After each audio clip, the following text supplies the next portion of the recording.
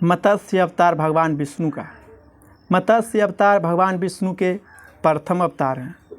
मछली के रूप में अवतार लेकर भगवान विष्णु ने एक ऋषि को सब प्रकार के जीव जंतु एकत्रित करने के लिए कहा और पृथ्वी जब जल में डूब रही थी तब मत्स्य अवतार में भगवान ने उस ऋषि की नाव की रक्षा की। इसके पश्चात ब्रह्मा जी ने पुनः जीवन का निर्माण किया।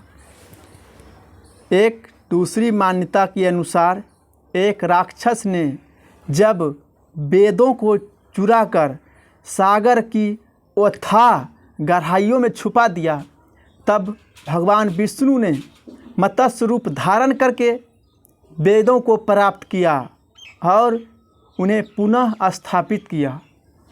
एक बार ब्रह्मा जी के असावधानी के कारण एक बहुत बड़े दैत्य ने वेदों को चुरा लिया। उस दैत्य का नाम था हयग्रीव। वेदों को चुरा लिए जाने के कारण ज्ञान लुप्त हो गया। चारों ओर अज्ञानता का अंधकार फैल गया। पाप तथा अधर्म का बोलबाला हो गया। तब भगवान विष्णु ने धर्म की रक्षा के लिए मत्स्य रूप धारण करके हयग्रीव का वध किया और वेदों की रक्षा की। भगवान ने मत्स्य का रूप किस प्रकार धारण किया था? कल्पांत के पूर्व एक पुण्य आत्मा राजा तप कर रहा था। राजा का नाम था सत्यव्रत। सत्यव्रत पुण्य आत्मा तो था ही, बड़े उदार हृदय का भी था। प्रभात का समय था, सूर्योदय हो चुका था। सत्यव्रत कृतमाला नदी में स्नान कर रहा था। उसने स्नान करने के पश्चात जब तर्पण के लिए अंजलि में जल लिया तो अंजलि में जल के साथ एक छोटी सी मछली भी आ गई। सत्यव्रत ने मछली को नदी के जल में छोड़ दिया। मछली बोली, हे राजन, जल के बड़े बड़े जीव छोटे छोटे जीव को मारकर खा जाते हैं। अवश्य कोई बड़ा जीव मुझे भी मारकर खा जाएगा। कृपा करके मेरे प्राणों की रक्षा कीजिए। सत्यव्रत के हृदय में दया उत्पन्न उठी। उसने मछली को जल से भरे हुए अपने कमंडल में डाल लिया। तभी एक आश्चर्य घटना घटी। एक रात में मछली का शरीर इतना बढ़ गया, कमंडल उसके रहने के लिए छोटा पड़ने लगा। उसके बाद जब दूसरे दिन मछली सत्यव्रत से बोली, राजन, मेरे रहने के लिए कोई दूसरा स्थान ढूंढिए, क्योंकि मेरा शरीर बढ़ गया है। मुझे घूमने फिरने में बड़ा कष्ट होता है। सत्यव्रत ने मछली को कमंडल से निकालकर पानी से भरे हुए मटके में रख दिया।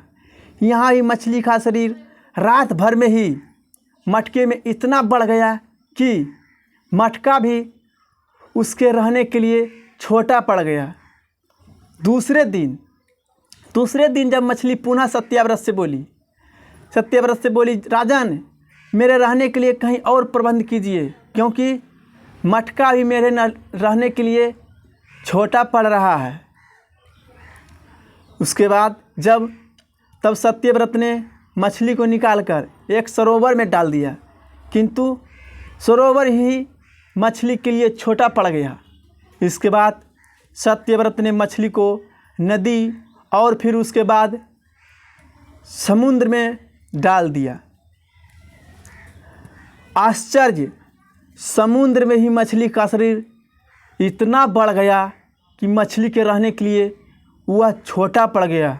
अतः मछली पुनः सत्यव्रत से बोली, राजन, यह समुद्र भी मेरे रहने के लिए उपयुक्त नहीं है।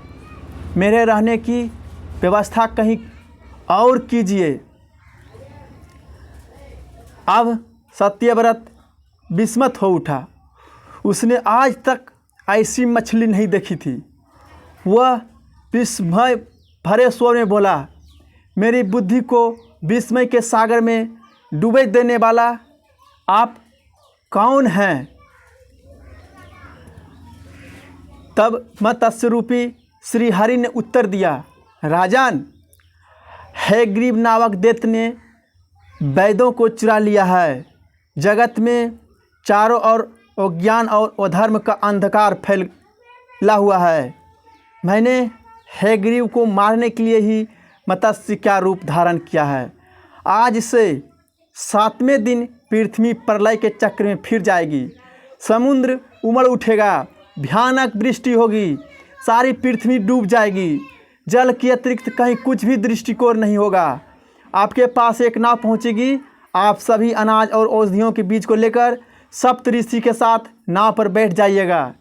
मैं उसी समय आपको पुनः दिखाई पड़ूंगा और आपको आत्मवचन का ज्ञान प्रदान कराऊंगा।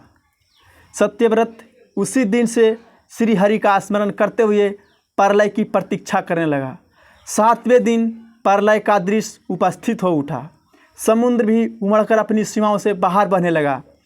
भयानक वृष्टि होने लगी। थोड़ी ही देर में सारी पृथ्वी पर जल ही जल हो गया। संपूर्ण पृथ्वी जल में समा गई। तभी उसी समय एक नाव दिखाई पड़ी। सत्यव्रत सप्तऋषियों के साथ उस नाव पर बैठ गए। उन्होंने नाव के ऊपर संपूर्ण अनाज और औषधियों के बीज भी भर लिए। नाव प्रलय के सागर में तैरने लगी। प्रलय के उस सागर में उस नाव के अतिरिक्त कहीं भी कुछ भी दिखाई नहीं दे रहा था। उसके बाद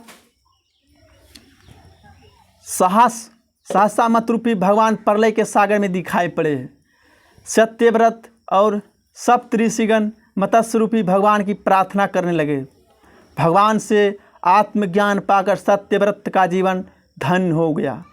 वे जीते जी ही जीवन मुक्त हो गए। प्रलय का प्रकोप शांत होने पर मत्स्य रूपी भगवान ने हैग्रीव को मारकर उससे वेद छीन लिए। भगवान ने ब्रह्मा जी को पुनः वेद दे दिए।